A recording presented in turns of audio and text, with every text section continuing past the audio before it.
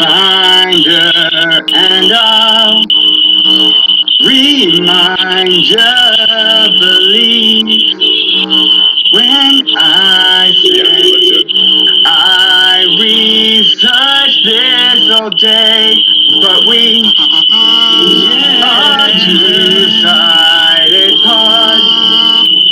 You need to rebut all I say with all of your raging. Tell me why I've got red hair and ginger pubes. Tell me why you bitch and moan, it's all you do. You do. Now it's time to get drunk and go on stereo. That's the two-sided way.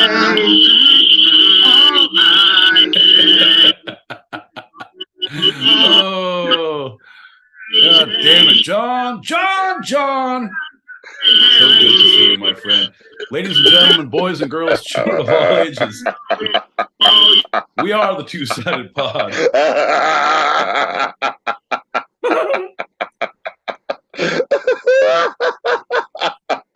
Welcome to the party, my friend. Already, I have been shocked and appalled by the level of technology that we're bringing to season 2. You guys just wait till the pyrotechnics come out. Shit is getting serious around here. We're going to hire a couple grips, fucking a producer, a best boy, Foley artist. It's going to be a whole thing. We're just taking... It's going to be a whole thing. Already, you can see what we're doing with all the extra money we have. Shit. Folks, thanks for tuning in. We are the Two-Sided Pod. We're here every Tuesday, 8 p.m. Pacific, 11 p.m. Eastern. That's Wednesday mornings, 4 a.m. Greenwich Standard Time if you're across the pond. If you can't find us here live on Tuesdays or Wednesdays, you can find us on any of the socials. At Two-Sided Pod is our handle, all lowercase, all one word. Spotify, Instagram, Apple Pod, Twitter, YouTube. And you can send us an email at twosidedpod@gmail.com. That's TWO-sidedpod@gmail.com if you want to suggest a topic, if you want to come in and join the panel in a green room after talk chat, after we finish this goddamn travesty that is the show that we're about to do. So, John, good to see you, bud. Good to see you, buddy. I call that a success. I call that a success. I think we can go ahead and fucking drop a mic right about now, pal. I'll drink to that. Bing, bing, bing. Cheers. Cheers, everybody. Hey, you're welcome for listening. Season 2. You know, rank for a lot less successful endeavors, John. I've had cocktails for much worse failures as well. So I think we're right in the sweet spot. Yeah. I think we're right here, bud. Pop that packet and let's start the show. Sounds good. My man Pete. What is happening? John L. Peacock. So what are you guys doing Thursday? What's up? You free? You hanging out? What's up? You want to hang out? What's going on? I think that was a loaded question right there, my boy Pete. And I think that was aimed towards you. I'm pretty sure it's aimed towards everyone. But yes, I'm doing nothing. Yeah. Actually, you know what I'm going to do? I'm going to fucking tie one on because I have Friday off work. Great. Your first Thursday off, and you also get Friday off. It's like you're celebrating or something. Yeah, it's weird. I have become free of the shackles of one day of John L. Peacock consternation, constipation. I give up. There's a C and an instonation in there. Anyway, hooray! Commiseration? Yeah. It really is, bro. I love you. It's really funny. I was thinking about this. Like we've had such a good road. Good times, bad times, hilarious times. It's like, fuck John in his fucking couch. Or like, God damn, I love that guy. Or like the amount of fucking distance I traveled emotionally in my feelings for you in 2 years. And not just like, I feel this way for a while. It's literally every other day, like twice a week, I want to murder him or I want to give him a fucking car. I think Gets a nice 1994 Buick LeSabre if he plays his cards right. Got my eye on one for you. Burgundy, my friend. Hey, they're not mutually exclusive. You could give me a murder car. Hey, boy, you want a murder car? I mean, anything with four wheels at this point. I just need to get around. With the prices of Uber, and also my ratings have gone way down. Not me, it's the people I bring with me. Never leave the bar with a friend in your own Uber. Like, nah, man, you get the Uber and I'll pay you. Right. Don't put it on your record, bro. Don't put it on your record. I've learned that shit. No. Well, speaking of learning things, let's jump right into the show with howdy.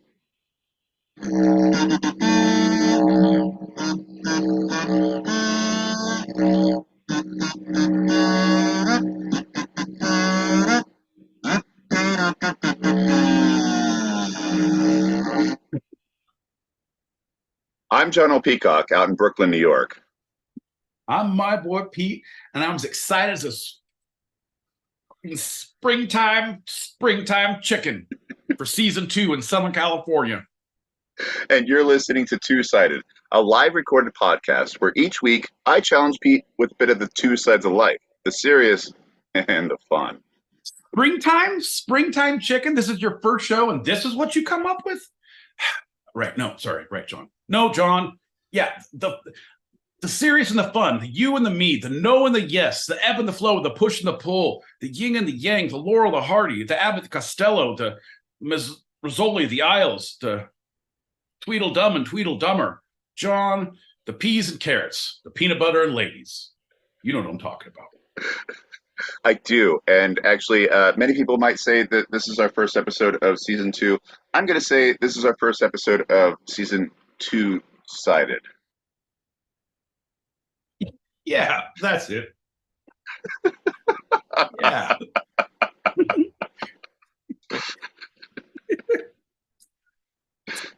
See how he put the name of the show in there? See how he put the name of the show in there, guys? You know it's going to be a good show. He slips the name of the show in one of his comments.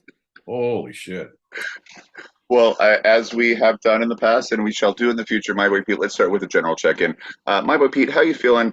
And I'm going to say new season, new you. My boy Pete, how you feeling? How come it's got to be new season, new me? Now I got fucking expectations to live up to, John. Somehow I just can't be my fucking self all of a sudden. Season 2, and I got to start towing a different line. John, I'm pretty sure you understand how fucking human sociology works. You tell me what to do, and I will not.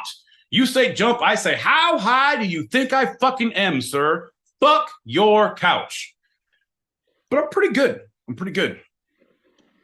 I think I'm ready to rock. I'm excited to have a new season. I'm excited to have a one night a week show. I'm excited to go out and be back on the circuit dancing professionally again.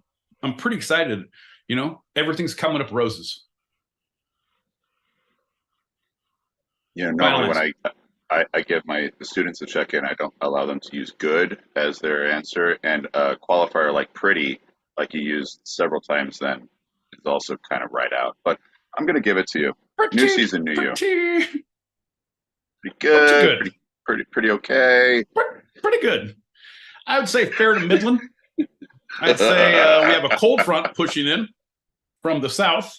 And if you don't watch that barometer, you're not going to catch any fish out there, folks. Back to you in the studio, John. Let's pop those packets and move right on. You got it.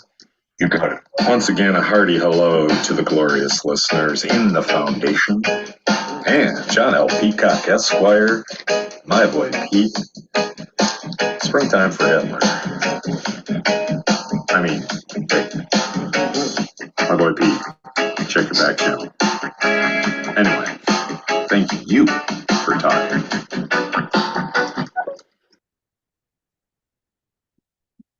It's springtime, and I'm as happy as a little girl. Yeah? Tell him again, Hitler. Another one you could say is Juilliard and 91% that don't make it in life. You could just say, you know. True. I thought he was going to say Julie and Julia, the great movie about Julia Child. Really cute. Really good. Who was the Julie in Julie and Julia? I think it was Julia Roberts. Julia and Julia? It's Julia Child. So who's the Julie? I think it's Julie Roberts. Yeah. Thanks, pal. I don't know. You know me. I don't watch movies. Julie Louis Dreyfus. It's Yeah. Julie Louis Dreyfus. It's a Jules Verne. Jules Verne. Had to get him up from the depths. A bunch of leagues down there. A bunch of leagues.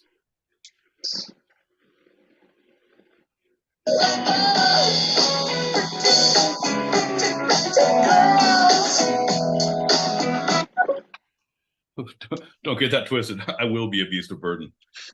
I will actively be the beast of burden. Well, speaking of the beast of burden, let's jump right into our first lightning round. Oh shit, were we still doing that? Oh yeah. I had to talk with him. He's good to go. I don't think he's ready. Lightning guy! Hey yo, lightning guy! Lightning round! It's time to get down! Oh yeah! Woo! What's up, John L. Peacock? What's up, my boy Pete? What the fuck are we doing on a Tuesday night? Hey, bro, we talked about this. Do you remember Tuesdays? We're now going Tuesdays? Like, I kept you in? Oh, I thought that was all about time change, and I set my clock back, and I thought that was all we had to do. I told you not to talk about the time change in front of me, around me, or even in a place where I could eavesdrop. So Right, why are you talking about it now? Weird. I thought it was so weird that you said to do it because I was like, you said not to. I was like, I'm confused. It's just like being abused again. All right, well, I guess I'm coming here every Tuesday, and I won't mention anything about anything ever again. You guys have a great show. Bye. I don't know where that came from. Season 2, we're not doing much better with this guy. Got to figure that out. He knows my hatred for that. He knows. Well, I know, but knows it. Right, but we granted, we've been watching a lot of time travel stuff. We saw Terminator 1, 2, and 3 this weekend. We also watched Live, Die, Repeat, whatever, the Tom Cruise one where he keeps dying and coming back. Really good movie. Anyway, he's all about time travel stuff. So he's like, Eat, Pray, Love. Oh yeah. Smack it, flip it, rub it down. Yeah, that's yeah. Oh right, no, right. The girl's gonna do me. Yeah, exactly. It's the whole it's the Belle Biv DeVoe story. Smack it, flip it, rub it down. I'm doing really great on the time count. Anyway, lightning round. These are supposed to be actual lightning rounds. My boy Pete, are you ready for the lightning round? And anybody knows that the first lightning round of the episode is always a standard Q&A. My boy Pete, are you ready for quick answers to the Q&A? Quick answers to the Q&A. One of my favorite A's in the world. So I'm ready. My boy Pete, what is the best daytime drug? You, John. I don't like you make me pick because you know how the other ones are going to yell at me when I try to sleep at night. I'm going to say joy. All right. That's out there enough. I'll give it to you. My boy Pete, second question. What is the best evening drug? Oh. Fucking, I would say just an evening drug, I would say alcohol. Right after work, almost a better, like a couple cocktails is almost better than a couple bowls. Like it just take the edge off. Like quick to the point. No faking, John. Yeah. Smoking these bowls like a pound of bacon, burning them. Yet quick and nimble, John. Nope. My boy Pete, next question. What is the best late night drug? Now we're talking about fucking language. That's when all the good stuff happens. I mean, bad stuff. I mean, good stuff. Nothing positive happens after 2 a.m. So says my mom. It just doesn't happen. It's fucking awesome. 2 a.m. till the sun rises is no man's land, and it should not be fucked with for the fucking unknowing. It's Tread the witching wisely. hour. Tread lightly, my friend. I would say allegedly.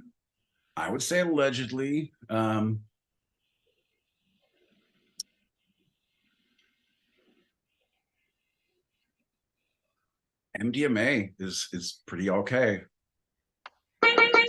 And that was the only answer I was going to accept for the best late night drug. There was others to choose from, but they are not the best. Final question, my boy Pete. What is the perfect drug binge situation? Drug binge situation. Oh, you have a suite at a hotel room. You have a car on standby, or you have an expense account, and you can either stay in the room or you can go adventure with a driver.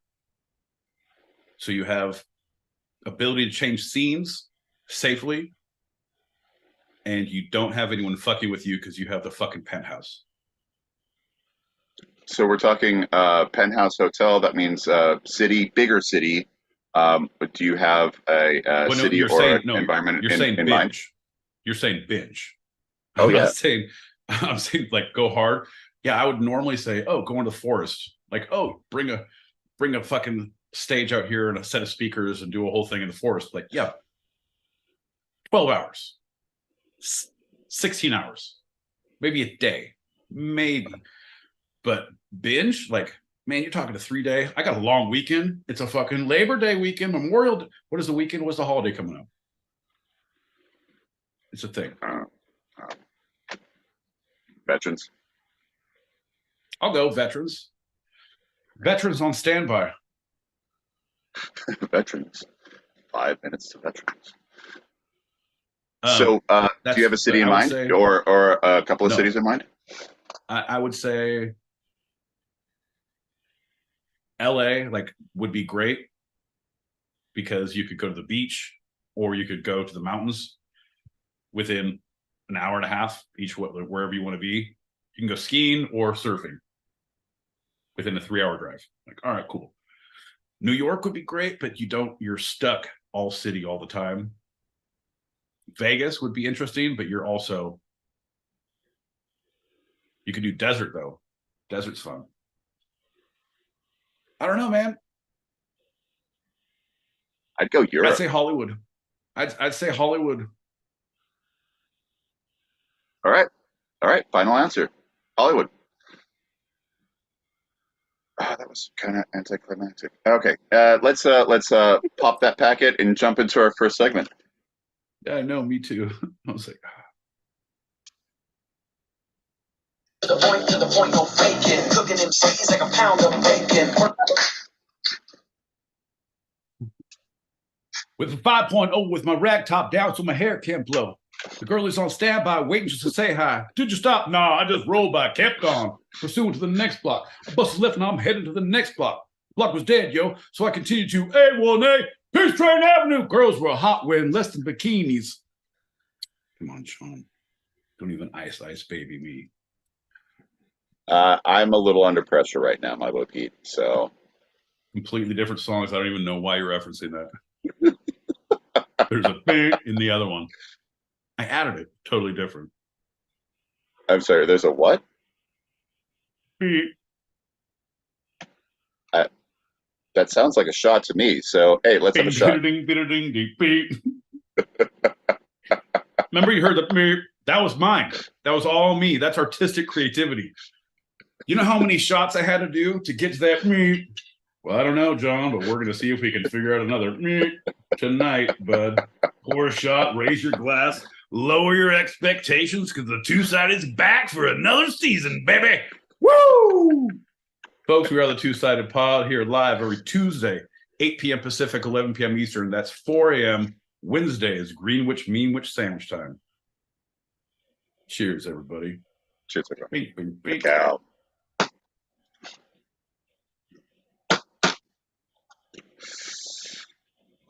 Because my boy Pete, the lightning round was not random. We're actually going to talk about drugs, more specifically, the Controlled Substance Act. Where we learn that one, Cheech? Drug school. I'm ready. Finally, we talk about some serious shit that I'm into. I'm seriously into this conversation. Seriously. All right, stop me if you know this one, but the Controlled Substance Act, known as the CSA, places all substances in the United States which were in some manner regulated under existing federal law into one of 5 schedules. This placement is based on the substance medical use, potential for abuse, and safety or dependence liability. Boo! Boo! You know what that does? That makes drugs feel self-conscious about how they are classified. Maybe I don't see myself as a class 3. Maybe I see myself as a class 4. Boo! I don't want to be a narcotic. Boo! It's like I'm trying to play fucking professional ball here and you're sending me down to the AA league. Fucking play for the Toledo Mud Hens. No, man. I want to be part of the problem. All right, tell us more about the schedules, Sean. I'm just a drug, just a lonely drug. This is Schoolhouse Rocks.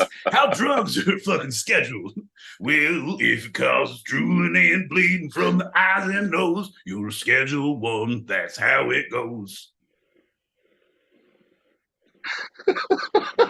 Okay, so the same act, the CSA also had a mechanism to control substances, to add them or transfer them between schedules or decontrol them, removing them from the control of this act.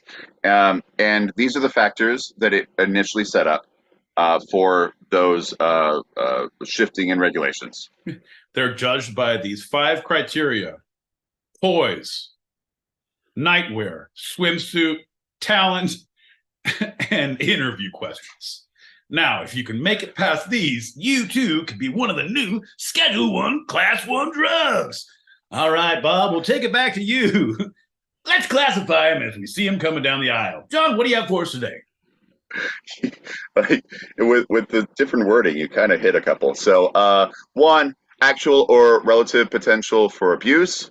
2, there's 8, by the way, so you know. Okay. 2, scientific evidence of pharmacological effect, if known. Okay. 3, state of current scientific knowledge regarding the drug or other substance. Boo! I'm just Yep. trying to fucking do empirical research, Doc. Gotta give me my fucking mushrooms. Boo! Go ahead. Yeah, 4. that one. Its history and current pattern of abuse. 5. Boo! Why you gotta fucking judge me for the past? Boo! 5. The scope, duration, and significance of abuse, how big it is, and how many people died. 6. What, if any, risk there is to the public health, not just individual, but public health. There's not. All right, I can see. Okay. All right, carry on. I was about to argue that one, but I got it. Okay, go. 7. It's psychic, that says psychic, or physiological dependence liability. Like, if people take enough of this, they'll be able to fucking read my mind. They'll fucking be able to fucking time travel. We can't have people time traveling and read my mind. So, all of these drugs that can possibly cause mind reading, psychic travel, any sort of ESP, anyone who has ESPN packages on their TV and also can move things with their mind. No, those are all no. All right, good. Class 1, Schedule 1. Moving on. And finally, 8, whether the substance is an immediate precursor of a substance already controlled under this subchapter. So if something else comes around that is connected to the thing that's already there, it's in that one. Okay, okay, I get it. But how are we gonna John, come on, man. How are we gonna science if we can't use the stuff we've already invented to science more? You know, they say you got to stand on shoulders of greatness. Mhm. I got to science with this new old science so I can new science. If you don't let me new science on the old science because you're scared of the old science, man, science just ain't going to happen. That's a fact. Look it up. That's a fact. Interest of science. You already talked about it. 5 schedules were created with the CSA.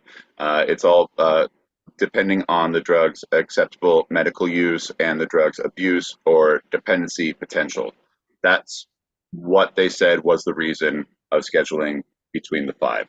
1 being the harshest and most regulated, 5 being the least regulated of the scheduled drugs, right? Right. Exactly. So the question is, John, do you want to open one more door and see if you can get one more class drug? Or do you want to call it quits and walk away with the Schedule 4 drug you have in your hands right now? John, what do you want to do? You want to press your luck on the wheel of scheduled narcotics, or do you want to walk away? John, it's up to you. I dare to say no. All right. Nancy Reagan. Motherfucker. I said no to Drew. They didn't listen. I have okay. 1, Schedule 1. These are drugs defined with no accepted medical use and high potential for abuse. These are the fun ones. 2, a lot of potential for abuse or severe physiological or physical dependence, but has some medical use. These are the ones you have to get from people who have cancer. 3, moderate to low potential for physical and psychological dependence with a lot of medical possibilities. 4, dentist. Yeah, right. Low potential for abuse and low risk of dependence. And 5, chiropractor. Lower, they actually say it, drugs with lower potential for abuse than Schedule 4 and consist of preparations containing limited quantities of certain narcotics. That's your CVS cashier, because that's all the cough syrup, cough medicine, those compounds they make that you have to unlock behind the thing just with the razor blades and such. The other ones, like if a dentist can prescribe it, think of that as like class 3. Mm-hmm. Class 4 is what your surgeon would prescribe. Class 5 is what you'll find at a party. Well, I know a guy. His name's Rick. Okay, so some examples. Going backwards. Schedule 5, the least one, Robitussin, right? You can get that in that's what CVS.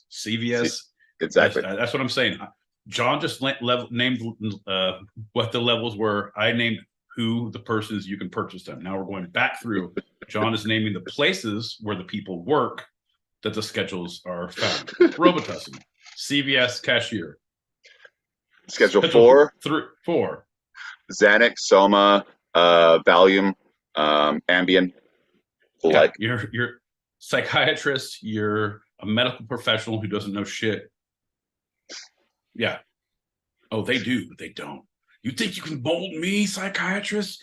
You don't know the slacks of the demons that crawl in my brain. I don't know. I'm working on a whole bit for him. I really like my guy.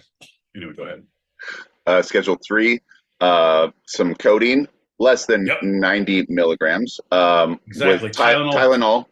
Yep. Tylenol 3, Tylenol 2, anything you can get for your dentist. Oh, I had a fucking feeling. Giddy up. What do you mean you're only giving me 5? Don't you mean 25? Schedule 2. Well, hold on. With 3, there's also steroids, testosterone, and ketamine are all in 3. Well, yeah. Yeah, I didn't expect that one coming, huh? No, and that's not even with the work they've been doing on it. Like, okay, huh.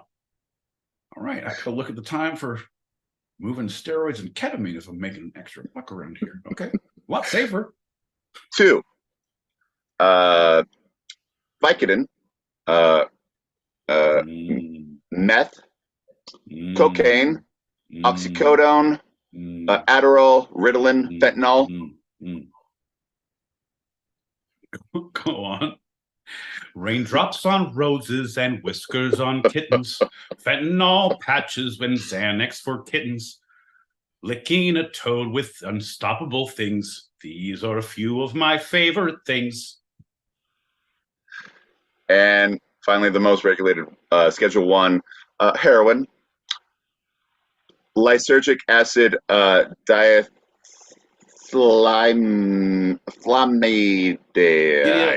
I had it once. LSD, baby. LSD. If you can't pronounce it, you can't afford to do it spiritually, my friend. You mean LSD? Yeah, baby. Psilocybin, peyote, MDMA, and marijuana. Bull. See, and that's the thing. Fuck you, Nixon. But they've moved the marijuana. We've moved it down, haven't they? I know they're doing it. I thought they have. They've federally been doing it for a while. It hasn't moved. And I researched. They tried, bro, several times. I don't mean to derail you, but I just read an article that in some fucking northeastern state, it was like Massachusetts or fucking somewhere in New England. I don't know, somewhere over there. Like a mid 30-year-old, like late 20s, early 30s. The cops busted his house, and he had like over $5 million worth of psilocybin mushrooms, and he had his whole house converted into a grow. And it's like the grows that they showed pictures in the garage, and just literally fucking crates stacked with product all through just rooms, just stacked on ceiling to wall. And he had whole rigs and ventilation going through the whole place. And they're like, oh, dude, yeah, bro, that's a little fucking much. But at the same time, everybody on the East Coast is like, oh no. That was half of the mushrooms that came to fucking Connecticut and fucking New York. Bro, you are fucked. And in Colorado, he would have been called a distributor. Right. A legal licensed distributor. Right. Yep. You're an entrepreneur in the Golden Mountains. Okay. A little history for the U.S. The first U.S. drug regulations occurred in some states in the 1800s with laws to ban or regulate drugs, mainly opium. And the first federal drug act was to levy taxes on morphine and opium that passed in 1890. This was aimed directly at the Chinese Americans, and was right at the same time that Congress passed the Chinese Exclusion Act, which was the first federal immigration regulation, only aimed at Chinese Americans. So, very first one federally, aimed at a specific group, and very obviously done so. Well, it's someone from a family or someone in a political power had someone who had a bad opium habit, and like they blamed not the habit, not the thing, they blamed the people. It's just like, oh, someone goes and your girlfriend cheats and you go and fucking beat up the guy. Like, no, man, misplaced anger. That was misplaced anger. I'm going to actually acknowledge that. Yeah, you're right. It was. That was also the first federal law to ban non-medical use of any substance. And in 1914, Congress passed the Harrison Act, which regulated and taxed the production, importation, and distribution of opiates and cocaine. That was the next big one. why can't we go back to the good old Harrison times? You know, pre-Tea Party shit. And I'm not talking about the political party. I'm talking about the boats in the fucking harbor. Let's go back to the good old times when we could just import our opium and cocaine like civilized goddamn adults. The next big one was alcohol prohibition in 1919 with the 18th Amendment. That was ratified, or I'm sorry, it was ratified then. It was unratified with another amendment, the 21st Amendment in 1933.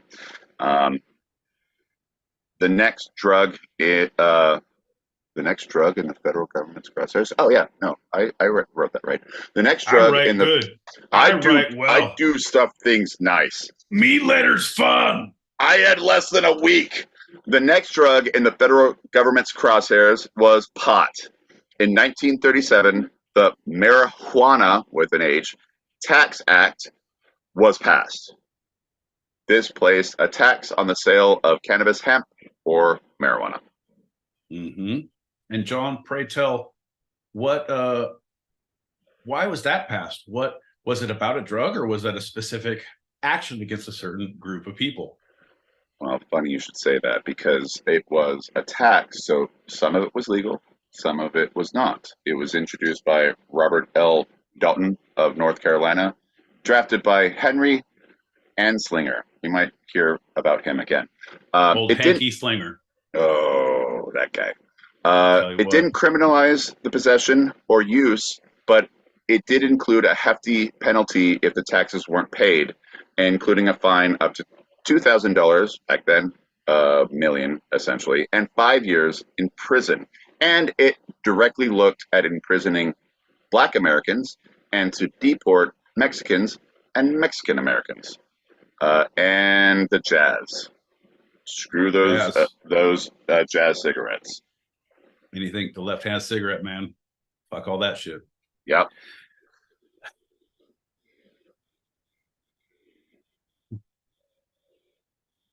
Granted, we give ourselves a bad name. As a people, us stoners in general don't put up a good front. That's why every time I see people who are like doing the lobbying in Congress and like who have the the lobbyists? The yeah, the lobbyists. But what's the acronym? What's the acronym I'm looking for? I can only think of NAMBLA from South Park, the North American Man Board Love Association. NAMBLA. No, ASPCA. ASPCA. No, yeah. It's the people who are trying to legalize marijuana. Normal. Normal. Yeah, not NAMBLA. Normal. NORML. Normal. Yeah, normal. People, I see them doing their work and being interviewed. I'm like, God bless you, sir.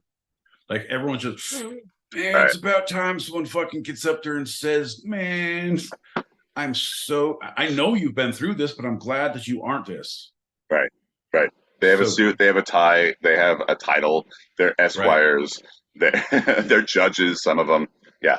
I want to see though the backstory, like behind the scenes in normal litigation. Like, all right, thank you very much. I appreciate you, and this is why we need change. Thanks, everybody. Comes this down. Oh man, why do they call it a fucking tie? This is so weird.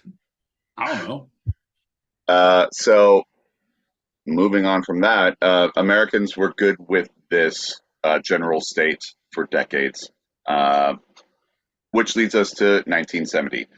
President Richard Milhouse Nixon, President Boo. Milhouse, also known as Richard Milhouse Nixon, but President Milhouse signed the Controlled Substance Act into law in 1970, and gearing up for the next election, Nixon doubled down, and in June of 71, he officially declared a, quote, war on drugs, stating that drug abuse was, quote, public enemy number one. That, John, that was a straw that broke the camel's back. That is when I couldn't take it any longer, John. Horrible. No, that is when everything changed in America. Like everything was, there was laws, there was legalization, there was all these things, but the prosecution of minor drug offenses turned at that point. And in Reagan's era. Yeah. If you look at yes, there's the Lucas Brothers special, those twin brother comedians, fucking amazing stand-up, very, very, very intelligent, and they go through the whole war on drugs, specifically about fuck Nixon. Really, really interesting. Yeah, Henry Anslinger ain't great either. So History Channel has a quote. I'm going to just do the last part. Nixon increased federal funding for drug control agencies and proposed strict measures such as mandatory prison sentencing for drug crimes. End of that quote. He won the re-election in 1972 on the anti-drug platform, sweeping most states and every southern U.S. state, and he made good on his promise to white America, creating the Drug Enforcement Administration, the DEA, in 1973. Boo! I don't know anytime, John, anytime where a new government agency has been formed and it's been a good thing. Moving down the line, like, hey, here's a new agency. Fuck. Oh, we got the IRS. God damn it.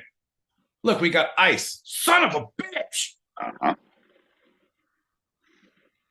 Homeland Security, baby. Boo! Why can't we get the fucking Sasquatch hunters united? Like, we are gonna find this goddamn creature. We have the help of the Loch Ness Monster. She says his ass is fucking owing money, so we got to check that out. I don't know, John. Something that is worthy of our time. Well, it seems a little suspect, the scheduling of certain drugs, right? Especially with Nixon being the one who put in charge. And in a 1994 interview, Nixon's domestic policy chief, John Ehrlichman, who was put in prison for the Watergate scandal, provided inside information suggesting that the war on drugs campaign had ulterior motives, which mainly involved helping Nixon keep his job. Yeah, no, he was all the things he did was pretty fucking shitty. The only difference is he got caught because everything was on paper back then. I feel like everyone does everything shitty, but everyone has learned from Nixon. Like, don't fucking pull a Nixon. That's the first letter when you become a president. Welcome to the Oval Office. Don't tape your own things. Yeah, exactly. Seriously. Like, don't do a show twice a week for 2 years. Do a show once a week for the next 2 years. Real easy. You'll get away scot-free, my friend. So Ehrlichman explained that Nixon's campaign had two enemies, the anti-war left and black people. And his comments led many to question Nixon's intentions in advocating for drug reform and whether racism played a role. Of course it did, man. Of course it did. Oh, That's wow. fucking horrible. Oh, wow. I'm just going to say the end of his quote. Did we know we were lying about the drugs? Of course we did. End quote from Ehrlichman. See, that's the thing. That's the thing. People are aware of the shit they do, but you have like, they could even convince themselves it's for the greater good. And that's the problem that you have now with, I don't know, just generally the world. Right? If you like, cause you put yourself in these like weird, all right, would you do this to save 100 people? Would you swerve a bus to do this, like, oh, I'm doing it for the greater good. Like, people who have that mentality all the time always think they're doing the greater good. Yeah. Which is the most fucking dangerous thing. A stupid person who thinks they're smart, fuck me, we are dead. That's why you tune in for two stupid people who know they're stupid. Every Tuesday, 8 p.m. Pacific, 11 p.m. Eastern. Burp, burp, burp. Wednesdays, 4 a.m. Greenwich Mean Standard Time from across the pond. Okay. See? Well, so with the somewhat lopsided scheduling of certain drugs, that in Schedule 1, it cannot be researched because it is deemed to have no medical benefit, and therefore anyone who researches it is uh, breaking the law. So marijuana, acid, psilocybin, MDMA, those were all immediately put into the most restricted schedule of the CSA. And it seems like it was an extension of Nixon's Southern strategy. 100%. And any derivatives of the said drugs in question can also not be researched because they're also classified in that level. So one of the molecular structures of MDMA, you can't deal with that because that is one of the bases that you would need to create. So yeah, no, it's a whole thing.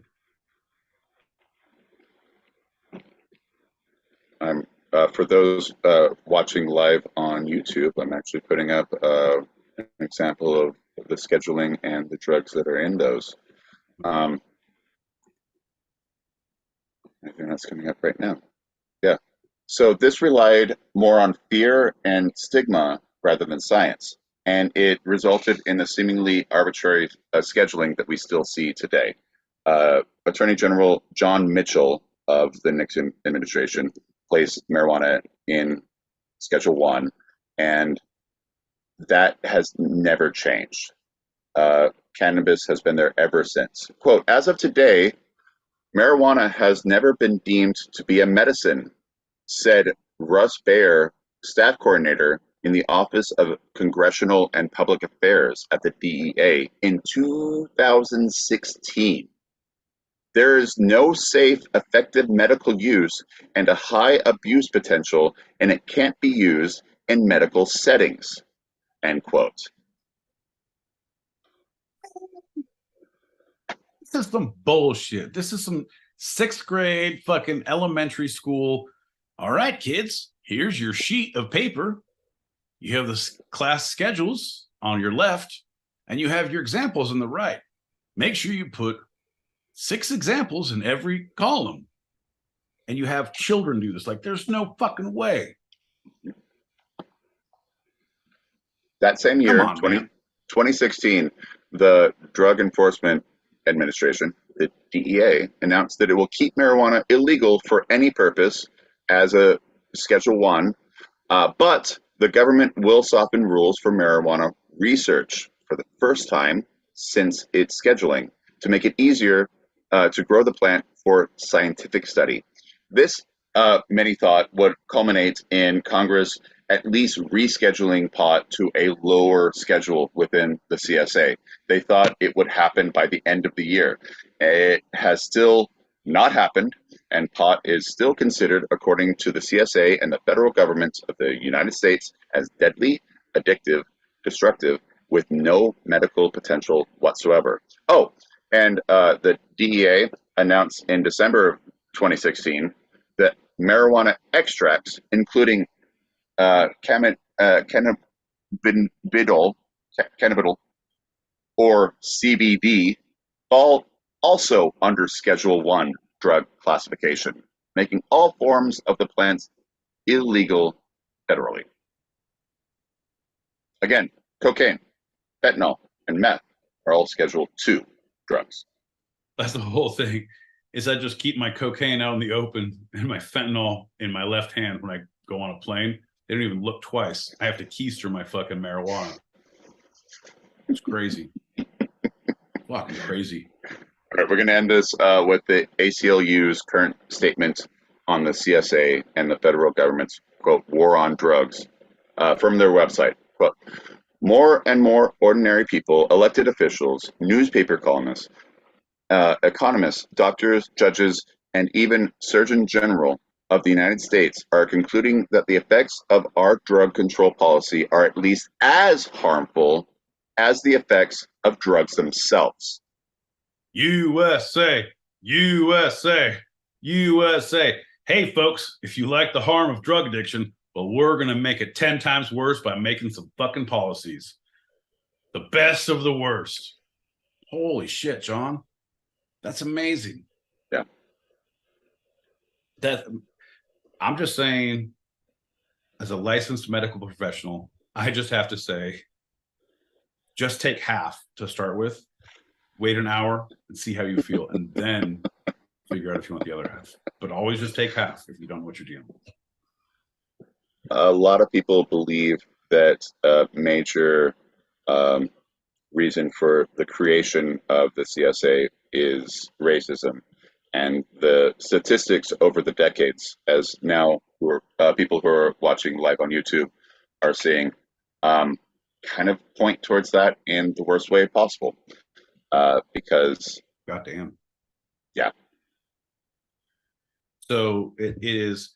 There's drug-related per arrests per 100,000 residents of each race. So in the past month in 2013, 879 black drug related arrests and only 332 white drug related arrests.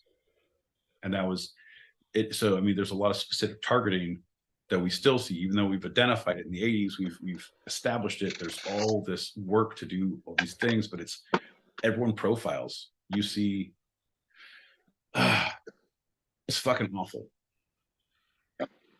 And it doesn't do anything. No.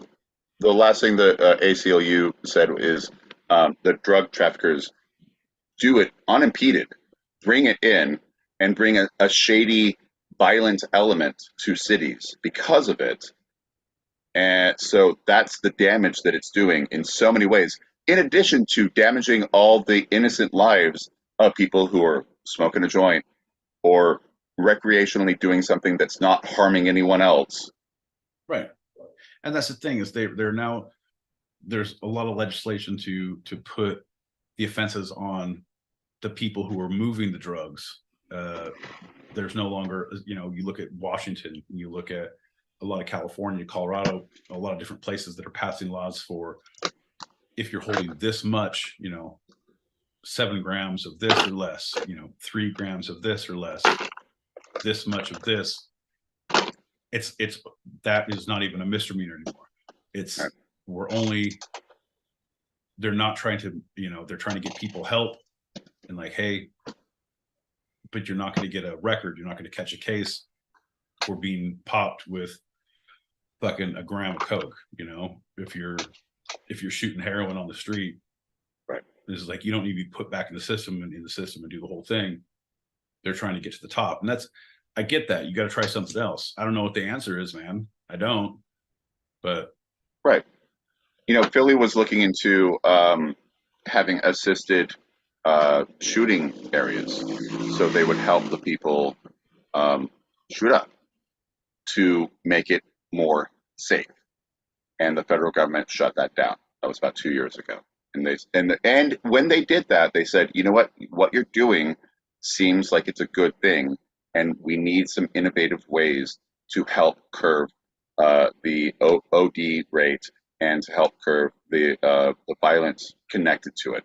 But unfortunately, you can't break federal law. So whatever you do can't happen because of the CSA. Right.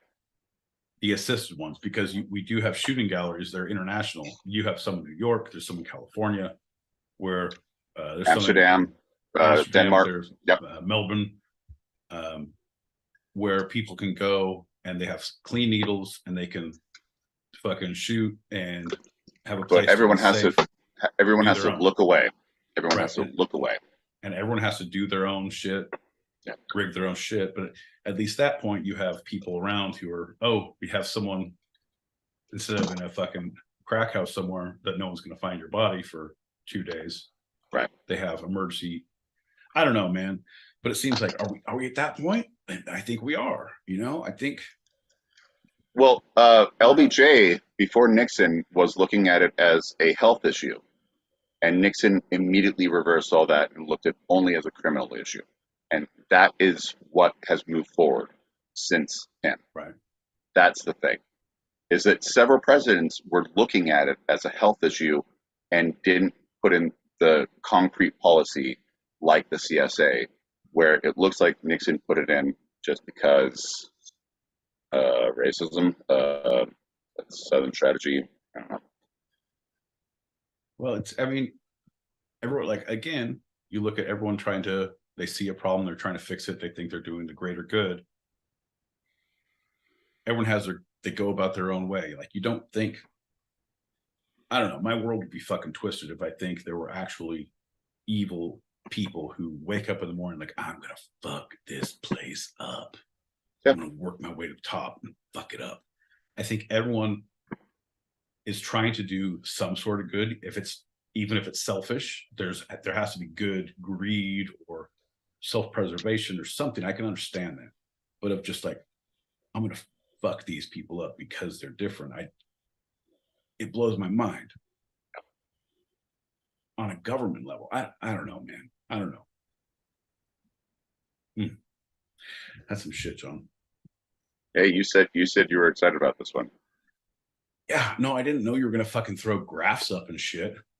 We're on season 2 and John L. Peacock starts fucking screen sharing. Holy shit! Someone call the tech patrol over here. Let's do a shot, man. Speaking of Controlled Substance Act, hey, bink, bink, bink, level 3, baby. Look out!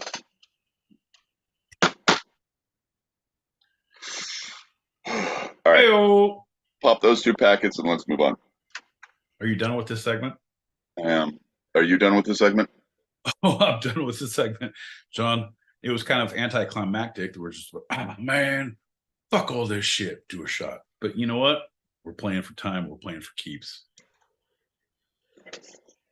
Of knowing what synthetics we have flowing. Oh, shit.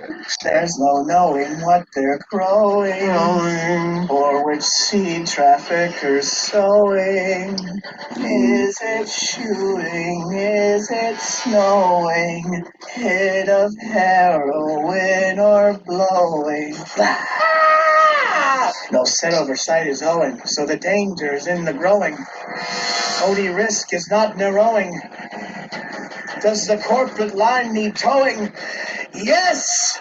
The ganja is harrowing, for the growers keep on growing, and the CIA's not showing any signs that they are slowing!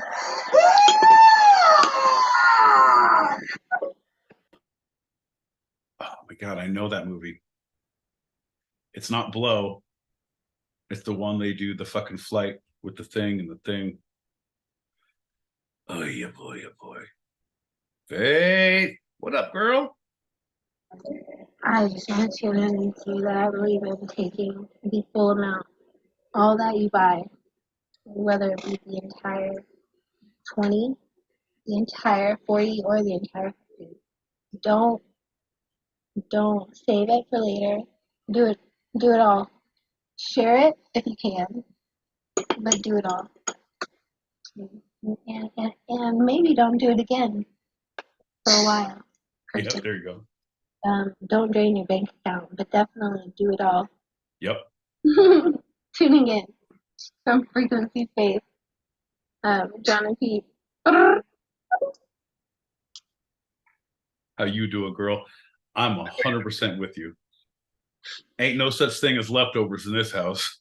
We fucking clean our plates. You know that. You know that. Yeah. Yeah. Good to see you. Good to see you. Good to see you. Glad you're here. Hey, fellas, MFA here. How you doing? How you doing? On the YouTubes. John, I am digging the visuals. That was really fucking cool. Digging the show, fellas. Love you. You look great. Hell yeah. Hell yeah. MFAs. Thank you so much. So much. I dig you. This is how deaf people clap, and this is how we clap on Zoom. John told me that when we started doing fucking theater. Looks like you're feeling up a ghost above your head. Nixon, more like Dixon. Hey, I got an idea. Why don't we be adults like Portugal and legalize all drugs? Right. Use it as a health issue and take income tax from that and put that towards rehabilitation programs. Too progressive? No. Look at the stats. Look at the numbers. Bro. Not only should drugs be legal, They should be mandatory.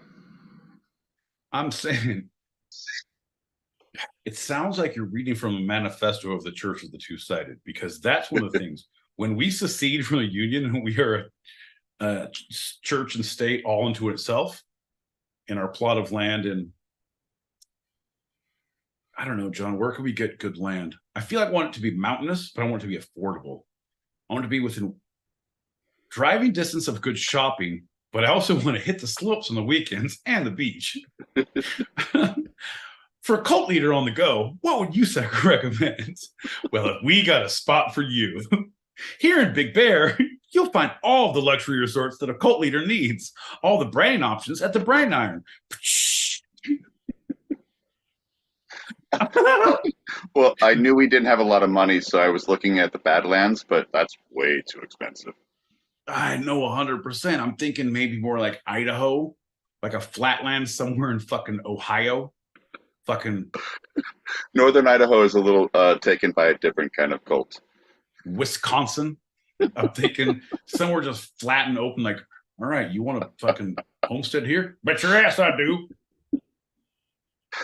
Hey, Dub, thank you for putting a fine point on it. There are a lot of studies looking at the CSA and other measures of America's war on drugs versus international measures, looking at it as a health issue more than a criminal issue. And overwhelmingly, the statistics are going towards less deaths, less violence, less criminal activity overall, and a whole lot more fun. I'm just saying, well, a lot of people blame it on environment. I blame it on heredity, John. Speaking of heredity, my co-host here, John L. Peacock, and myself, my boy Pete, do wish you all a fucking warm welcome halfway through the show. I hope you're having as much fun as we are. You're welcome for listening. Bing, bing, bing. Charge. Go. All right, this is going to be our last packet to pop, and then we're plowing through into our green room after that. Yeah, so we have one more. We're tightening all the things up. All the squeaky wheels get the oil. So we will play all the packets. John's going to talk more about this in the after moment here. And I'm not going to fill in the blanks because I'm going to watch him because he's going to fucking set the tempo here. But it's going to be great. I'm excited. Let's get to it. Hi, I'm here for the all drug trial set kit. We get now that everything's legal, we get free samples of everything to try to make sure that we like it or we don't like it. Yeah, there's 5 in my household. I'm gonna need 5 of those.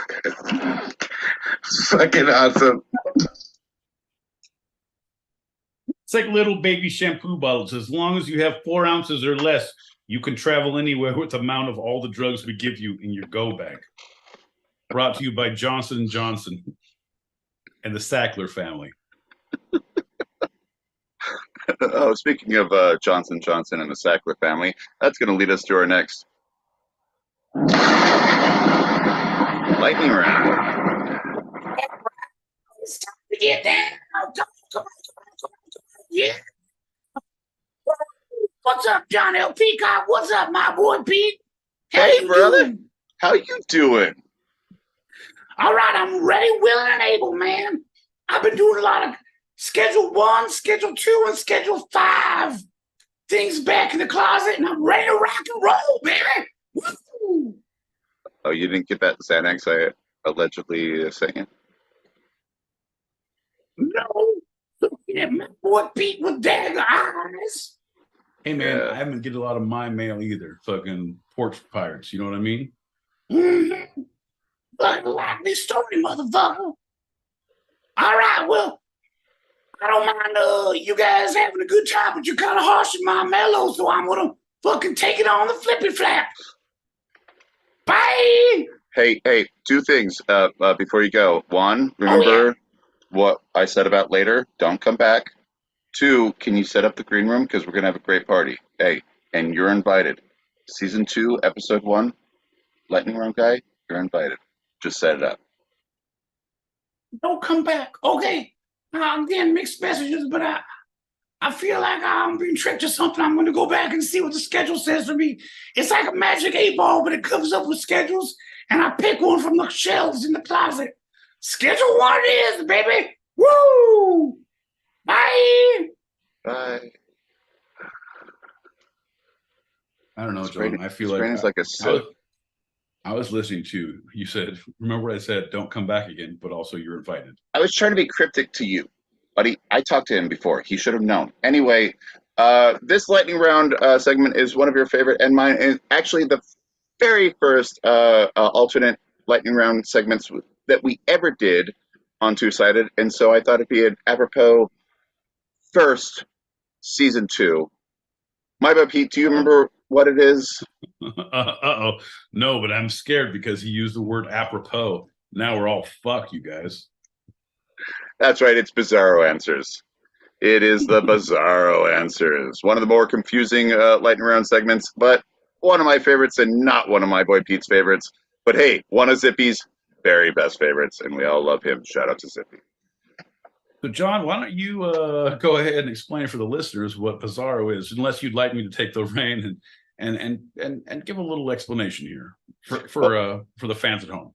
Well, much like anyone who reads comics, Bizarro, the Superman is the opposite, though equal to regular Superman. Bizarro, my boy Pete, is the opposite, although equal to our two-sided my boy Pete. And we're going to conjure Bizarro, my boy Pete, right here and right now. Meaning that any answers that I give in this segment, Bizarro, my boy Pete. Bizarro, my boy Pete, not you. Gives in this segment. No, that's what I mean. John, let me do my goddamn work. I do method acting. I don't do your Stanislavski bullshit. Bing! What? You mean the Stambrovsky method? Yeah, he's a fucking kid I knew from Temple. Stambrovsky. No, John. Will be the antithesis of what two-sided my boy Pete would say. Granted, a lot of times I am pretty fucking zen, so the flip side is right on the fucking button anyway. Because you flip this, it's like divide 0 by 0, fucking 0, motherfuckers. Bizarro my boy Pete is my boy Pete. We've opened a portal. You're welcome for listening. That explains enough. Bizarro, my boy Pete, are you here? And are you ready to answer? My boy Pete is no longer here. Only Bizarro, my boy Pete. Sorry, there was something in my throat. Yeah, no, I'm here. It's just me, Bizarro, my boy Pete. Great. Bizarro, my boy Pete. First question. What is the best daytime drug? Ketamine. Hands down, ketamine. Moving right along. You're better than my boy Pete so far. Bizarro, my boy Pete. What is the best evening drug? Ketamine. Ketamine. Hands down, ketamine. You're going great. I like the quickness. Third question. Bizarro, my boy Pete. What is the best late night drug? Lunestra. Lunestra. Remind the people at home what Lunestra is. It's for people who have trouble sleeping. Lunestra. Final question, Bizarro, my boy Pete. What is the perfect drug binge situation? You go to a third-floor walk-up flat in Brooklyn, New York. Clear off a place on the couch in the work den. Don't forget to close the seat before you puke. And hammer down for 4 days, quietly, so no one knows. I think you're right. You're actually 100% right. My Bizarro, my boy Pete is never wrong. Hey, Bizarro, my boy Pete, thank you for the quickness and the efficiency and the correctness of your answers. Yeah, Bizarro My Boy Pete is here to do everything my boy Pete will not. Oh, this room is clear. John, what just happened? I'm back, and fuck that guy. John, I got a little story to tell about time consumption and what I'd like to say about brevity. It reminds me of a story that I once had about the history of briefness and where it comes. The word brief, I believe it's the Greek origin is brev, and itty, which was old colloquial slang for vaudevillian terms of song and dance man. So, what I like to say, brevity is the old quickness song and dance man you've come to love. Ain't that right, John? No, but what is right is lightning strike twice, my friend.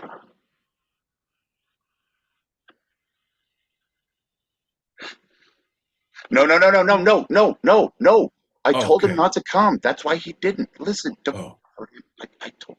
We talked. What's happening? You guys did. Good job, bro. Good job, bro. It's ridiculous. Some people listen, some people don't. All right, let's fucking lightning strike twice and make this one better. All right, watch me for the changes. 2, 3, 4. What are we doing? Well, on season 2 of Two-Sided Pod, we have lightning possibly sometimes could strike twice with a super short segment. This is our first ever.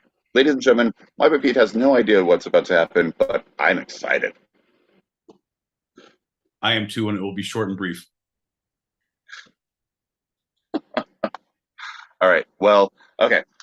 For these super short segments, I will put 5 minutes on the clock. I'll introduce the segment as precise as possible, and we'll talk till the timer goes off. We will get to put a button on it after the alarm sounds. This is not a pencil down SAT situation, but that's it. Okay. And as far as this is now, it's a topic that you and I get to talk about. Yes. Yeah. Oh, John, I'm fucking super excited. John, this is what I want our show to be always. I want 5 minutes, step. You do all your research. You ask questions, things you're like, do you know who old Hank Slinger was? I mean, you might know him as Henry Oxslinger. Other people might know him as the forefather of Nixon's fucking poor drug awareness plan.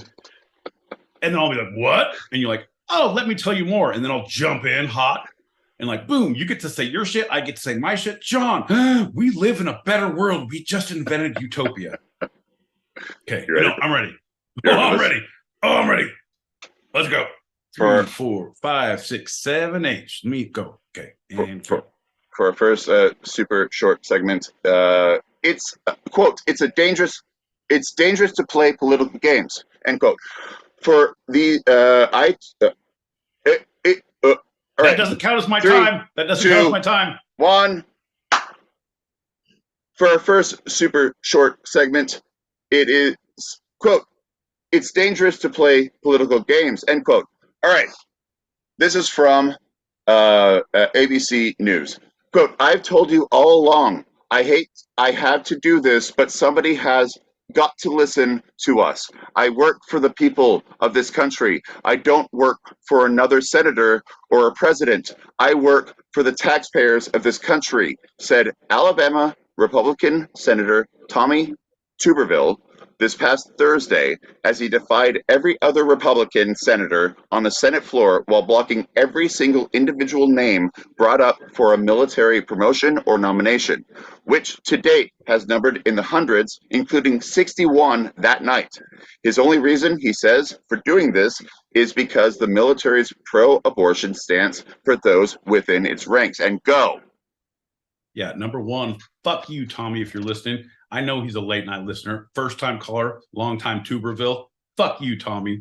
Number one, this fucking guy, John, let me just say, yeah, I don't work for the Republicans. I don't work for Democrats. I don't work for a party. I work for the American people. Listen to the American people. All of your constituents at this point, everyone across the board, you are anti-military. You don't, You can't say I'm pro-war, anti-military. That doesn't fly anymore. You have to say pro-military, anti-war.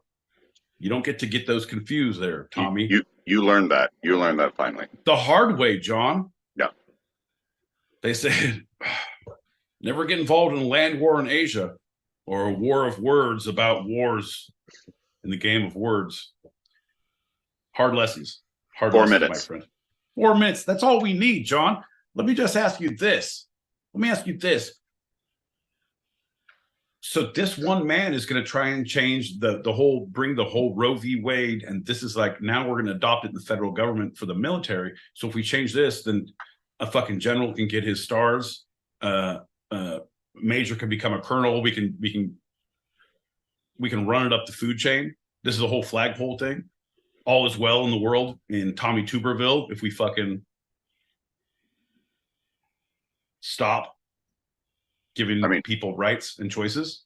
Yeah, that's what he's hoping for. Jesus Christ, John. It's shit like this that drives me nuts. Did you see? I don't know. You didn't follow up because now he has pissed off so many people in his own party that now they're going to do rewrite the laws of the Senate so they can now, instead of one by one approve them, they can approve them as a block. So they'll have however many they have as of that night, they can say yes, and all 400 will go through and get approved for rankings because it doesn't go through the process that he is stopping. They're starting to do legislation for new processes. Well, I have heard a little bit about that, but it might be something I haven't heard because he was also blocking nominations en masse. He was doing the major block before that. Last Thursday was the first time he did the individuals. They thought that he wouldn't because he promised he would only do mass blocks, and he had done that. But on Thursday, it was 61 individuals as well as it was about 200 that he had done. No, I'm sorry, 100 and some odd that he had done. You're thinking it goes the other way though, because voting regulations, every promotion has to be, there's no blocks they get to vote through. They have to vote as a whole in the bodies of what it is, and here's the record, and they go through. So now they're changing the rules of how they vote them through. And so his Republican counterparts are saying, all right, fuck this guy. You're not going to be invited to sleepover anymore, Tommy. Like, you're the guy who wets the sleeping bag and fucking leaves halfway because Halloween's too scary for you. Fuck you, Tommy. Plus, you eat all the fucking milk duds out of the popcorn. This fucking guy. Yeah, this guy. And at first, when I was thinking, oh, that's really crazy. I'm gonna, that's very odd. I'm gonna look at it. I thought he was a representative. He's a senator. He's one of two from Alabama. He's one of two. Yeah, no, it's ridiculous. He's a fucking old coach. He came from the football leagues or the college football that like, oh, Rudy, and I'm now a fucking senator. Like, it's bullshit, John. That's the kind of shit.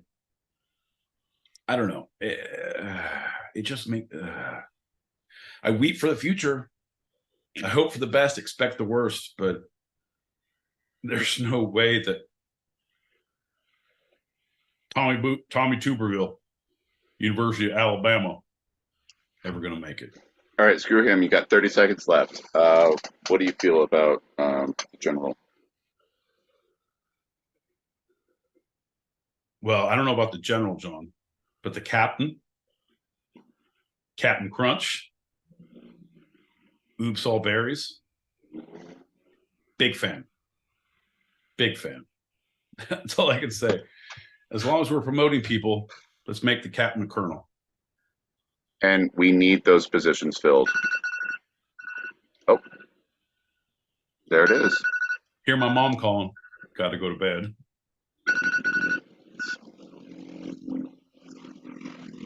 All right. That's the end of our super short. Hey, everybody. We did it.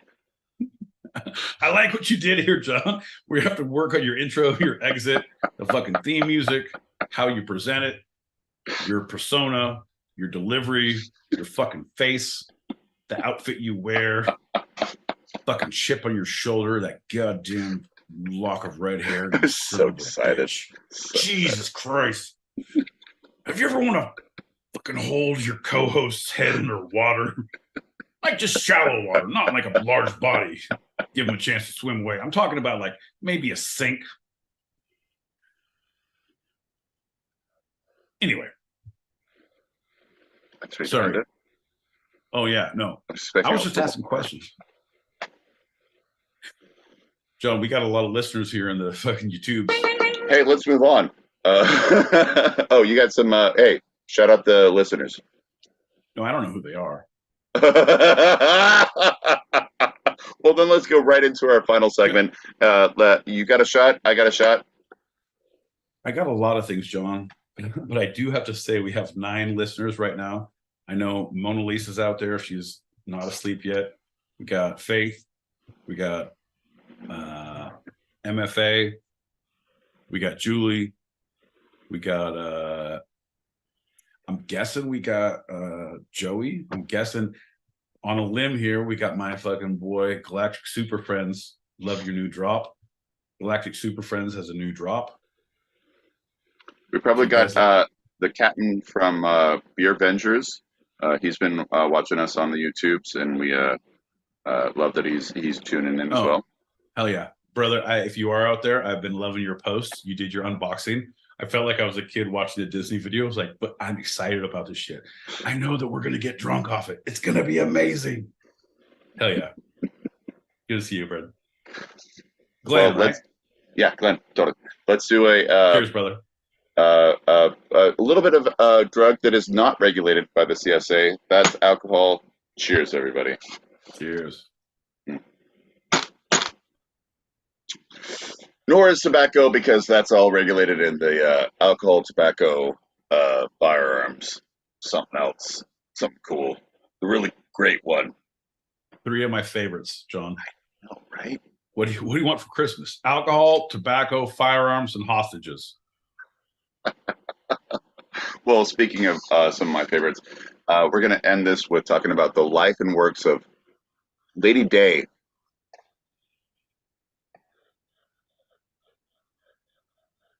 Billie Holiday, baby. Oh, okay. So I was like, wasn't that Best in Show at Westminster Abbey, like 2016? Here, Lady Day. Here, Lady Day. Lady Day was named after Billie Holiday. Who's good girl? Look at that bitch.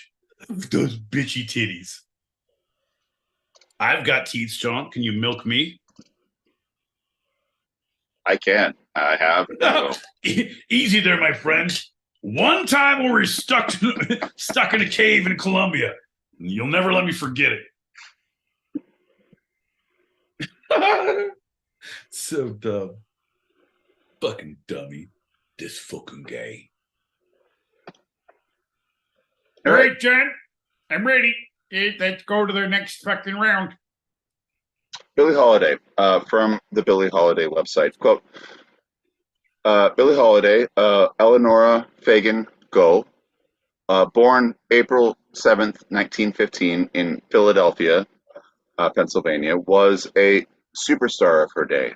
She first rose to prominence in the 1930s with a unique style that reinvented the conventions of modern singing and performance. More than 80 years after making her first record, or her first recording, Billie's legacy continues to embody what is elegant and cool in contemporary music. Holiday's complicated life and her genre-defying autobiography, Lady Sings the Blues, made her a cultural icon. Okay. She sang, did she sing Summertime? Yep. Okay. And many others. A lot of standards. I know. A lot of standards, but I'm just wondering what we can use without paying rights and royalties, John.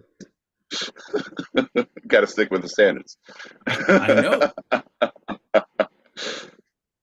If only she sung Jimmy Crack Corn and I Don't Care, because that is one of my favorites.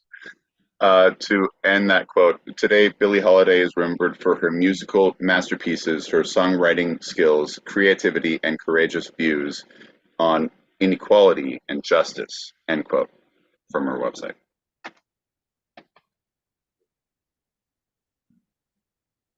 Say that one more time. All right, yeah, that's a big one. So today... No, the end. The end. Today, Billie Holiday is remembered for her musical masterpieces, her songwriting skills, creativity, and courageous views on inequality and justice. Courageous views on inequality and justice. That's what I was looking for. Oh, yeah. Okay. All right. In her early teens, the beginning part of her apprenticeship, she spent singing along with the records of iconoclasts Bessie Smith and Louis Armstrong. And in 1929, Billie's mother, Sadie Fagan, moved to New York in search of better jobs. Young Eleanora Holiday soon joined her there and began showing up at jazz clubs to audition and sing with resident pianists. She made debuts in obscure Harlem nightclubs, sharing tips with other dancers and comedians on the bill. Around this time, she borrowed her professional name, Billie Holiday, from screen actress Billie Dove.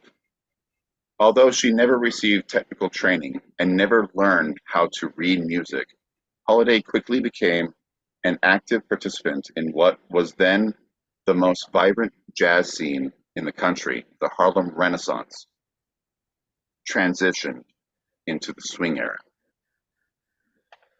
Okay. I'm a big fan of swing music. And swinging in general. You know me and key parties.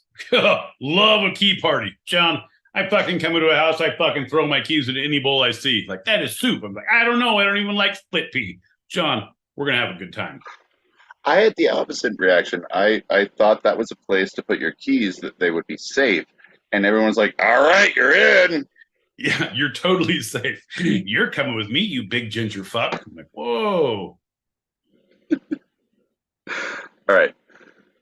She, in Harlem, looked for work as a dancer at a Harlem speakeasy, but there were no positions open for dancers at the time, so she auditioned as a singer.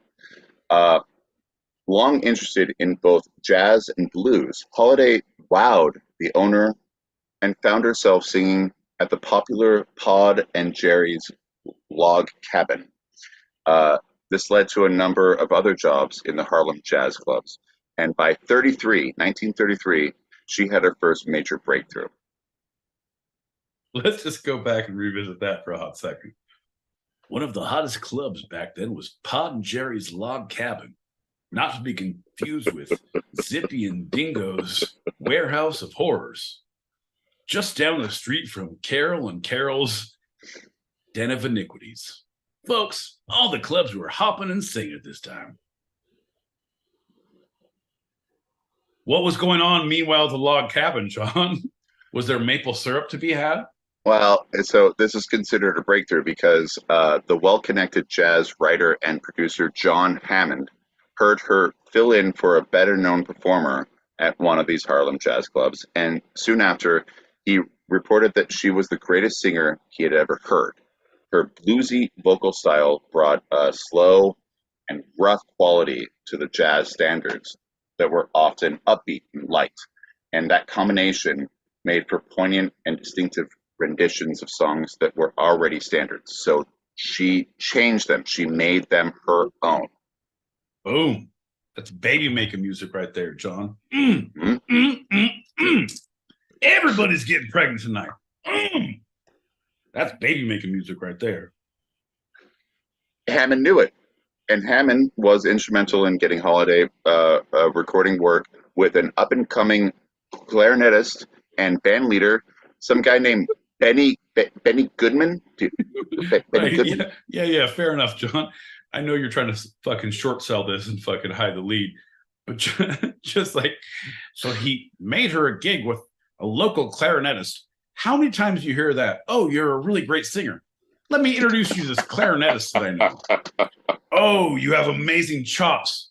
You got bars for days. Well, let me introduce you to this accordionist. Accordion? Yes, I don't know. Fucker plays the accordion. You're gonna love it. Next level shit. His last name's Goodman. His last name's Yankovic. You'll be fine. Hey, you know how you were looking for the next new sound? Well, get a load of this.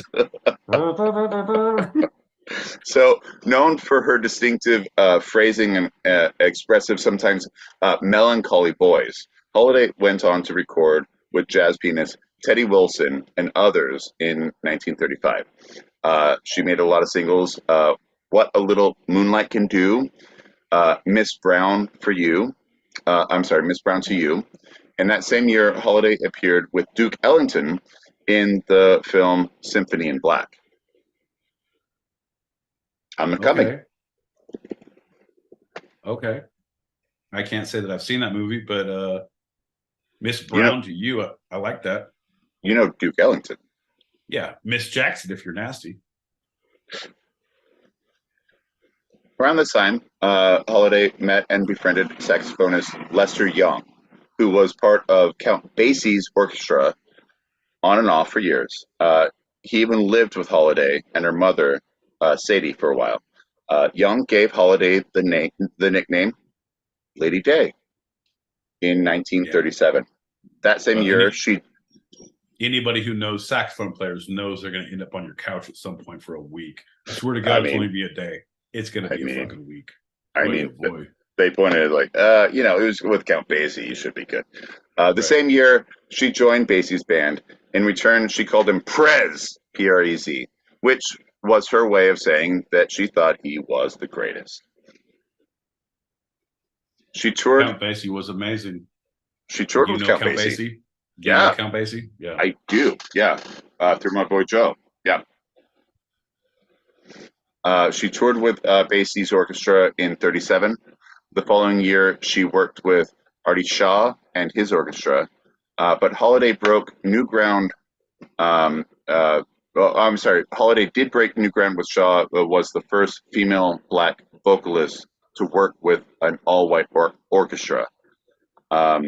She worked with Basie for a bit, but the pressure of racism did break her off, and she started going off on her own. Which was great for her because she would have just been in the shadow of Basie. Yeah. If she stayed with him. Like he was too big of a figure. Her big explosion was when she performed at New York's Cafe Society. She developed some of her trademark stage persona there, wearing gardenias in her hair and singing with her head tilted back, which she's known for. And during that engagement, Holiday also debuted two of her most famous songs, God Bless a Child and Strange Fruit. Oh, it's a big one. Strange Fruit. Strange Fruit.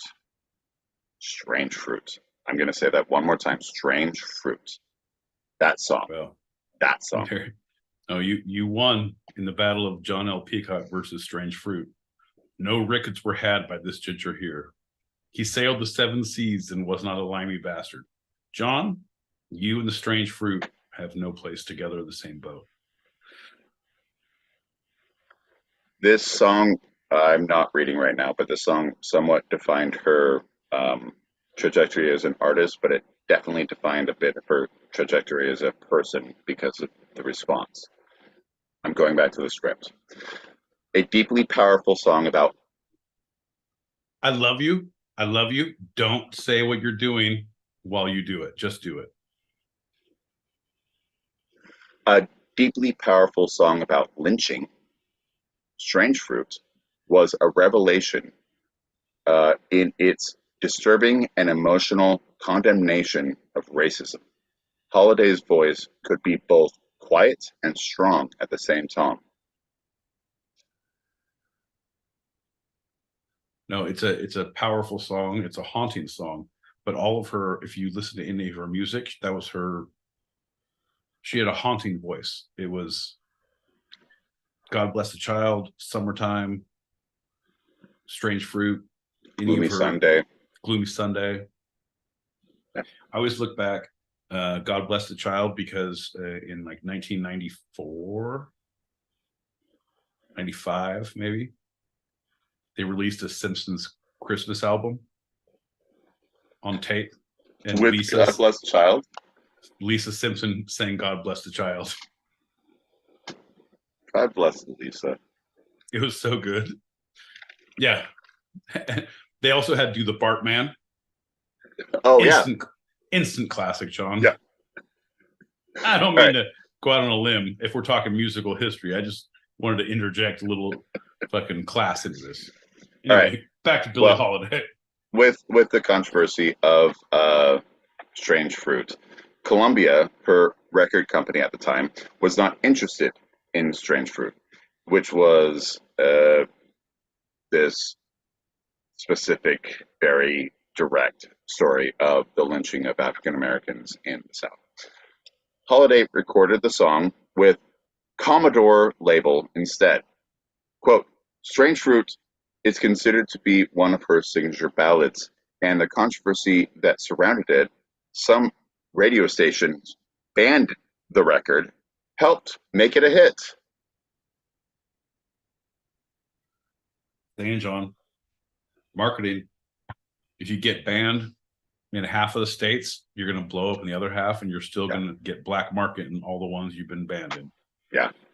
John, it's schedule 1, baby. Yep, exactly. If they ban you, you'll get a whole lot where they're not banned, and you're going to get plenty more from the black market where you are banned. Exactly. Come on, John. I even have fucking signature items going around there. My merch tables are fucking popping up all over the Midwest. Bible Belt is where my shit sells the most. Woo! All right, so due to constant racial attacks, Holiday had a difficult time touring and spent much of the 1940s working in New York. While her popularity was growing, Holiday's personal life remained troubled. Though one of the highest paid performers of the time, much of her income went to pay for her pretty serious drug addictions. Though plagued by health problems, bad relationships, and addiction, Holiday remained an unequaled performer. That's it. That's the dream, man. Do what you love until you can't do it anymore. And I'm not even talking about performing. I mean, yeah, seriously. Do what you love until you can't do it anymore. Just saying. She was unconcerned with her. She was unconcerned if her indulgences affected her singing career, which progressively left John Hammond, her influential patron and record producer, more and more disenchanted. He wanted for her to commit all to her career, and she just wasn't there. In 1939, she was introduced to Buddy Tate, and the tall, elegant saxophonist from Count Basie's band and the beautiful jazz singer became an item. But when he realized the role alcohol and marijuana, those two, specifically, weirdly enough, played in her life, he told her, quote, "Lady, you can't get high all the time. Not every day," end quote.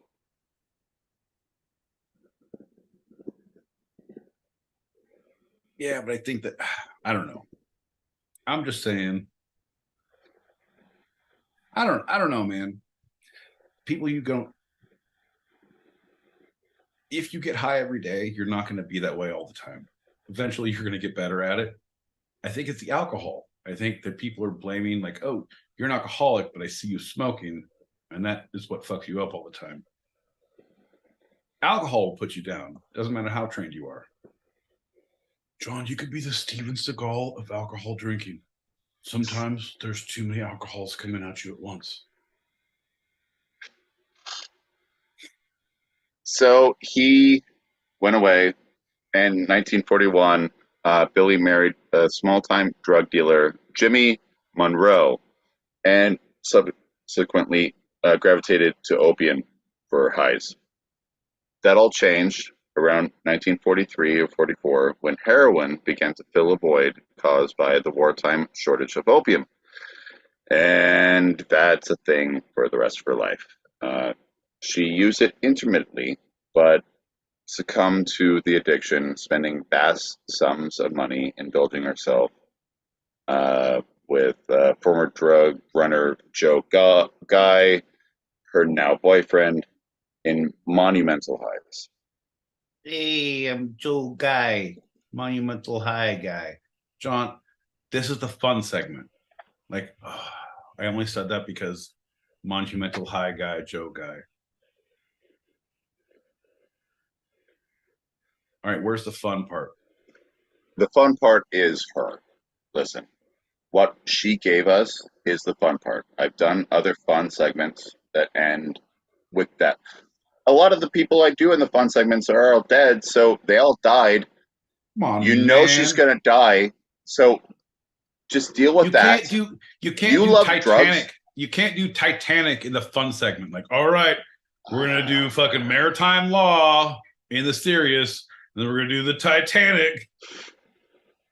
We're gonna do the HMS Pinafore in the serious, and then we're gonna do the Titanic. Well, I was a John L. Peacock, and I sing my song so well. No, John. And then the Titanic, and say that is the fun, just because it's a topic people like. Oh, here's a name we all know and love. Don't fucking say that's fun, John. Branding, John. Billie Holiday would fucking turn over in her grave if she knew what you were doing in her name. Fun.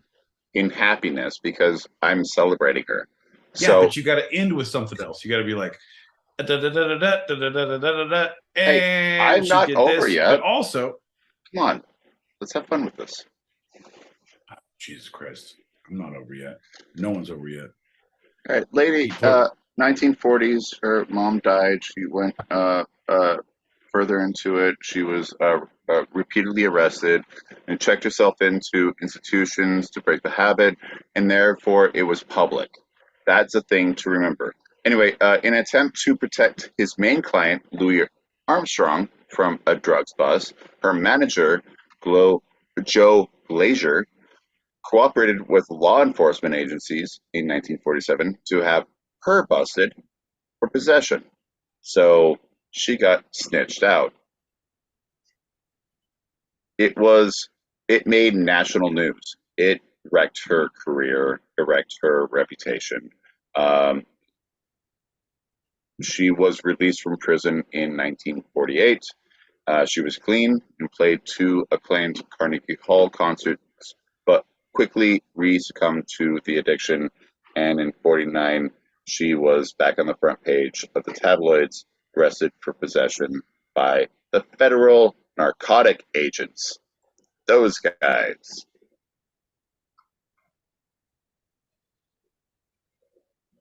All right. Doing good. Got popped with Schedule 1. No bueno. Still waiting for the fun. Let's make it fun, John. Where are we going with this? Well, answer the FBI. This is the lull before the pop. Quote, chasing the scream, the first and last days of the war on drugs, is a 2015 nonfiction book by Joanne Hari called The Black Hand. A chapter from this book documents the real-life circumstances of how, quote, Billie Holiday entered the drug war.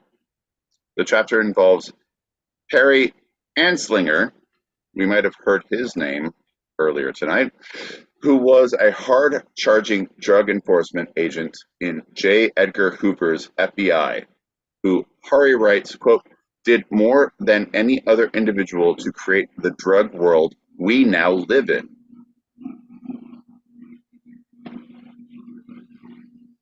All right, we're back to the first segment. Call back. Hanky Slinger. We all remember him from segment 1.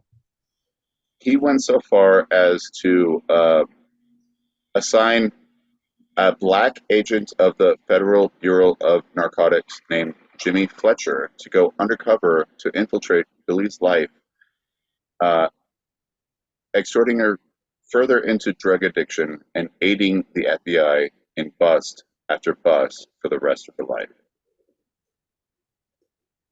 Ooh. She escaped a new conviction and chased away the bad company. And in 1950, she moved to Chicago and found some success with Miles Davis. Billie Holiday also met Louis McKay, who helped to revive her career. She signed a contract with Verve and began recording again with big names at the time: trumpeter Charlie Shavers, pianist Oscar Peterson, and she and Louis McKay were arrested for narcotics in '56, but they married in Mexico the following year. Like Mexico, everything's legal in Mexico, amigo. Like many other men in her life, McKay used Holiday's name and money to advance himself. Some look at him as one who revived her career. Others say he only used her for himself. It seems to be somewhat in between. Ay, Dios mío. Oh my God. Depends on which side of the board you fall on. All right. Later years. 54, she released the album Billie Holiday Sings. With the success of she returned to the public and her native Philadelphia. She began to tour Europe, and the French and English were won over. Back in the United States, she performed at Carnegie Hall. The following year, her new album, Music for Torching, was released and became one of her greatest albums. However, the return of her success did not prevent her from continuing her excesses of drug use. And 1959, Satin with Lady in Satin was her final album.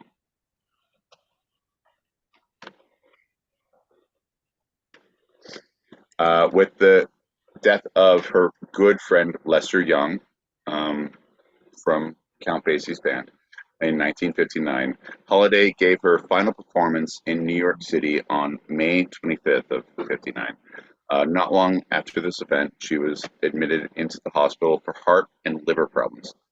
But the FBI just couldn't let go, and she was even arrested for heroin possession while she was in the hospital. Oh, and my repeat, guess who was the vice president of the United States at this time when the federal government was fighting so hard against Black American artists and using drug busts That your as their friend main and weapon? mine. I can't. I'm not a crook. Yeah. Milhouse. Richard Milhouse Nixon. Nixon. All right. On July 17th of 59, Holiday died from alcohol and drug-related complications. She was 44 years old. During her lifetime, she had fought racism and sexism, and in the face of great personal difficulties, triumphed through a deep artistic spirit. More than 3,000 people turned out to say goodbye to Lady Day at her funeral, which was held at St. Paul the Apostle Roman Catholic Church. She was a who's who of the jazz world attended the solemn occasion, including Goodman, Gene Copa, Tony Scott, Buddy Rogers, and John Hammond, her initial mentor. It is a tragedy that her voice was only recognized after her death, but she is considered one of the best jazz vocalists of all time. Holiday has been an influence on many other performers who have followed in her footsteps. She's great, man. She's fucking great. Yeah, you hear her at a lot of weddings. you hear a lot of karaoke. A lot of karaoke. Yeah. God bless the child, John. Let's do a shot. Are you done? A quick post-death follow-up. Autobiography was made into the 1972 film Lady Sings the Blues with Diana Ross playing Holiday. In 2000, Holiday was inducted into the Rock and Roll Hall of Fame. And in 2021, Andra Day portrayed Holiday in the biopic The United States versus Billie Holiday. So a couple of things to remember her, as we all should remember her, as God bless the child. She's just so different. Yeah, I'm ready, man. Like, just so different. Like, okay, Ella Fitzgerald, mother of soul. She is the mother of jazz. Mother of pearl, John. You're so excited. Pearl. Ah. Little baby Jesus, mother of Christ. What are we talking about here? John, our God Father. Lady Day. Cheers, my friend. Pink, pink, Cheers. pink. The cow. All right, the sources for this episode of Two Sided have been, first segment, the DEA, weirdly enough, the History Channel, drugpolicy.org, Scientific American magazine, Vox magazine, and the ACLU. Second segment, BillieHoliday.com, biography, PBS, jazzwise.com, the Lost Recordings.store, and the LA Times. And the super short segment, ABC News. Just one. Woo! John, I like what you're putting down, my friend. I'm a big fan of what you're putting down. I like the thought processes. I like the things. I like the surprises. I like the stops, the starts, the ebbs, the flows, John. I think we have a backbone and some shit to work with, my friend. I think we might not just be a fucking one-trick pony. I think we might be a two-sided pony. Giddy up, my friend. Let's get out of here real quick. Hold up. Go. No, I was just excited about your whole thing. My sources. Oh, your sources, right? Yeah, sorry. For the first episode was high school and college, allegedly, and my sources for the second episode was karaoke. What about that super short segment there, buddy? John, that's watching goddamn daily blurbs on Google News. Actually, the most true of everything you said. Oof, oof, oof, oof, oof, oof. My web Pete, before we get out of here, is there anything from this season 2 first episode that you'd like to take a second glance at, a second look, a second thought, a second opinion? This is Pete's Retraction Corner. No, John, I think I went just far enough off the rails. I think you edited yourself just enough. I think we were both right in the realm of reasonable stupidity. So I don't feel like I went too hard on you. I only said "fuck your couch" like once or twice. I only yelled "John, John, John" like twice through the whole episode to really set you straight. I feel like I need to give one more of those every once in a while. To be real. No, that's my retraction corner. I would throw another one of those in just to get a little belligerent, just to keep it fresh. You know, our brand. Stupid. Verbose. Always vigilant. Well, stupidly verbose. Let's always be vigilant and get out of here. Yes, my friend. Cheers to you. Are you ready for one more? Yeah. Ooh. Ooh. Cheers. Pink, pink, pink. I gotta make the bell. Ha. Well, Thanks for listening, everybody.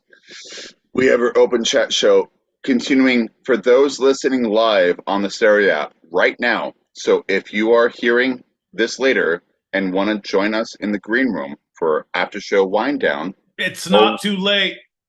Or want to throw some topics out there, email twosidedpod@gmail.com. TWO sidedpod@gmail.com.